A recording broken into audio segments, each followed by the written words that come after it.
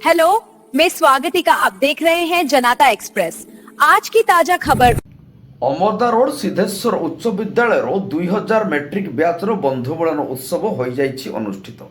ଏହି କାର୍ଯ୍ୟକ୍ରମରେ ବିଦ୍ୟାଳୟର ଛାତ୍ର ଇଞ୍ଜିନିୟର ରାଜଶ୍ରୀ ମହାନ୍ତି, ଲକ୍ଷ୍ମୀନାରାୟଣ ସୁର, ଅମେୟ କୁମାର ଦାସ, ଦିଲ୍ଲୀପ ପଣ୍ଡା, ଖଗେଶ୍ୱର ଦାସ, ଜିତେନ୍ଦ୍ର ପରିଡ଼ା, ମନୋଜ କୁମାର ମହାନ୍ତିଙ୍କ ଉଦ୍ୟମ କ୍ରମେ ଏହି ବନ୍ଧୁ ମିଳନ ଉତ୍ସବ ଆଡ଼ମ୍ବର ସହ ପାଳିତ ହୋଇଛି।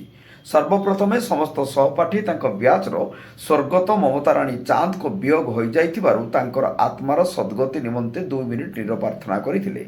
ଆଜି ସମାଜର ବିଭିନ୍ନ ପଦପଦବୀରେ ରହି କାର୍ଯ୍ୟ କରୁଥିବା ସହପାଠୀ ପ୍ରମୁଖ ଉପସ୍ଥିତ ହୋଇଥିଲେ। ପୁରାତନ ଛାତ୍ରଛାତ୍ରୀମାନଙ୍କର ଏହିଭଳି କାର୍ଯ୍ୟକ୍ରମ କରିଥିବାରୁ ସହପାଠୀମାନେ ଆୟୋଜନ କରିଥିବା ସହପାଠୀଙ୍କୁ ଭୂୟସୀ ପ୍ରଶଂସା କରିଥିଲେ। 2000 ମସିହା ବ୍ୟାଚ୍ର 130ରୁ ଉର୍ଦ୍ଧ୍ୱ ସହପାଠୀମାନଙ୍କୁ ଏବଂ ତାଙ୍କର ପରିବାରବର୍ଗଙ୍କୁ ଏକତ୍ରିତ କରି ପ୍ରଥମ ବର୍ଷର ବନ୍ଧୁ ମିଳନ ଉତ୍ସବକୁ ଆୟୋଜନ କରିଥିବାରୁ ସମସ୍ତ ସହପାଠୀମାନେ ଖଗେଶ୍ୱର ଦାସ, ଦିଲ୍ଲୀପ ପଣ୍ଡା, ଲକ୍ଷ୍ମୀନାରାୟଣ ସୁର ଉପଢୌକନ ଓ ପୁଷ୍ପଗୁଚ୍ଛ ଦେଇ ସମ୍ବର୍ଦ୍ଧିତ କରିଥିଲେ।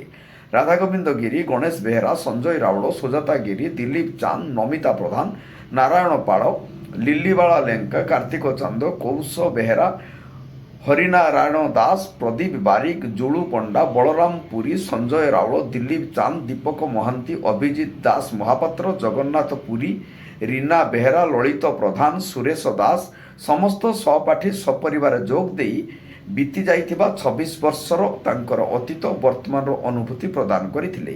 ଏହି ବନ୍ଧୁ ମିଳନ ଉତ୍ସବ ସମସ୍ତ ସହପାଠୀ ତାଙ୍କ ପରିବାର ସହ ଉପସ୍ଥିତ ଥିଲେ।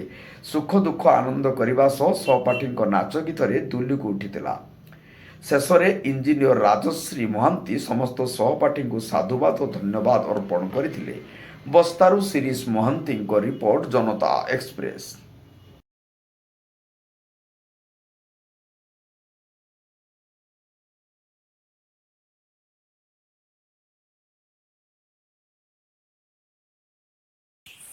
हेलो दोस्तों, मेरे चैनल को लाइक सब्सक्राइब जरूर करना और जनता एक्सप्रेस देखना ना भूले।